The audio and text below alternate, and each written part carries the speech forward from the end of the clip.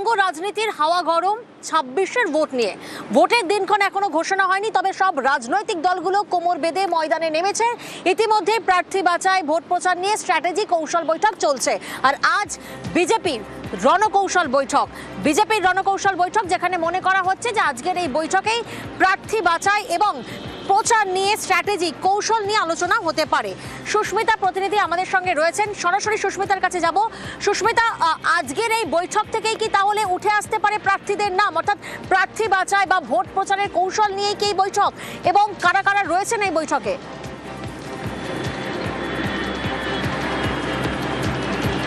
দেখো, নিশ্চিতভাবে বিজেপির আজকের এই গোপন বৈঠক জাতীয় গ্রন্থাগারে হচ্ছে, যে গোপন বৈঠক, এবং আজকের এই গোপন বৈঠক মূলত ভোট স্ট্র্যাটেজি ঠিক করার বৈঠক বলেই মনে করা হচ্ছে।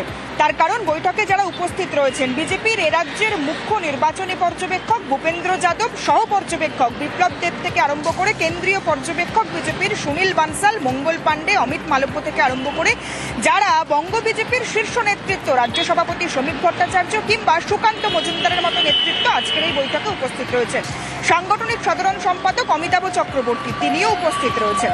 সুতরাং যেমনটা সূত্র মারফত জানা যাচ্ছে যে আজকের এই বৈঠক মূলত বিজেপি তার শেষ মুহূর্তের প্রার্থী তালিকা দিল্লিতে পাঠানোর আগে একেবারে ঝালাই করে নিতে চাইছে, এবং অবশ্যই দিল্লিতে বিজেপির ৩ ধাপে হওয়া যে প্রার্থী তালিকা, যেটা চূড়ান্ত করার জন্য পাঠানো হবে, সেই প্রার্থী তালিকা আজ মূলত রাফ মার্জিন বা বলা যায় যে একেবারে শেষ মুহূর্তের যে দেখে নেওয়ার প্রচেষ্টা, সেটা আজকের এই বৈঠক থেকে চূড়ান্ত হতে চলেছে, এমনটাই সম্ভাবনা করা হচ্ছে।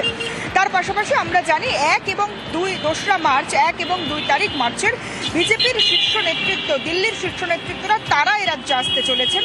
পরিবর্তন যাত্রা শুরু হবে তাদের হাত দিয়ে, কিন্তু আগামী দিনে এই পরিবর্তন যাত্রার মধ্যে দিয়ে বিজেপি তার প্রচার কৌশলকে কিভাবে এগিয়ে নিয়ে যাবে, কিভাবে তারা স্ট্র্যাটেজি ঠিক করবে, কোন কোন ইস্যুতে তারা মূলত রাজ্য সরকারের বিরুদ্ধে বা শাসকের বিরুদ্ধে খড়গহস্ত হবে এই রাজ্যে নির্বাচনের আগে, সেটাও আজকের এই বৈঠক থেকে চূড়ান্ত হতে পারে বলেই মনে করা হচ্ছে।